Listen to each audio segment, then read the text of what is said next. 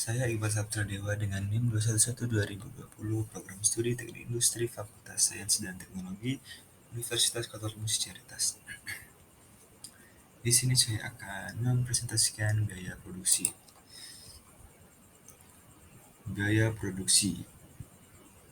Pengertian dari biaya produksi adalah biaya yang dikeluarkan oleh perusahaan selama proses manufacturing atau pengelolaan dengan tujuan menghasilkan produk yang siap dipasarkan. Perhitungan biaya produksi terbilang cukup kompleks karena banyak sekali jenis komponen pengeluaran dalam perusahaan manufaktur yang harus dihitung. Bisa dikatakan, biaya produksi adalah total biaya yang dikeluarkan untuk proses produksi. Selanjutnya, jenis-jenis biaya produksi. Yang pertama, biaya tetap atau fixed cost. Kemudian yang kedua, biaya variable cost. Yang ketiga, biaya rata-rata, average cost.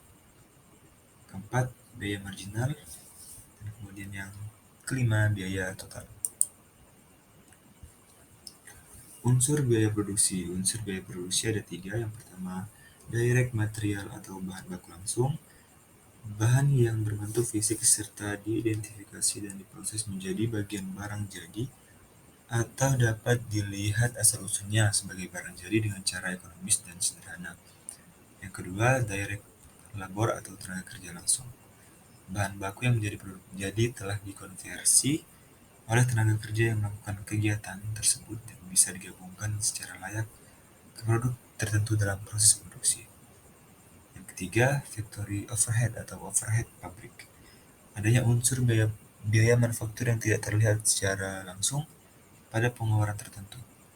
Pada pelaporan keuangan, biasanya overhead pabrik memasukkan semua biaya manufaktur tanpa memasukkan unsur bahan baku langsung serta tenaga kerja langsung dalam proses produksi. Selanjutnya, harga pokok produksi. Harga pokok produksi adalah semua biaya langsung dan tidak langsung yang dikeluarkan perusahaan untuk proses produksi sehingga barang atau jasa tersebut bisa dijual. Perusahaan harus menghitung harga pokok suatu barang karena sangat penting untuk laporan keuangan perusahaan.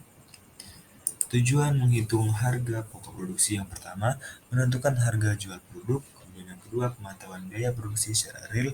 Yang ketiga, perhitungan laba rugi secara periodik. Dan yang keempat, menentukan harga pokok persediaan atau produk jadi. Selanjutnya, metode dalam menyusun laporan harga pokok produksi. Pada umumnya, terdapat dua metode yang dapat digunakan dalam menentukan serta menyusun laporan harga pokok produksi. Yang pertama adalah metode full costing dan yang kedua adalah metode variable costing yang biasa digunakan untuk hal teknis semacam pengambilan keputusan dalam perusahaan. Perbedaan pokok antara metode full costing dan metode variable costing terletak pada pelakuan biaya overhead pabrik. Pada metode full costing, semua biaya produksi baik yang bersifat variabel maupun yang bersifat tetap dianggap bagian dari harga ini. Sedangkan pada metode variable costing, biaya variabel dimasukkan hanya sesuai dengan periode penggunaannya, misalnya untuk biaya overhead pabrik. Sekian presentasi saya. Thank you, terima kasih. I think is eating. Thank you for everything.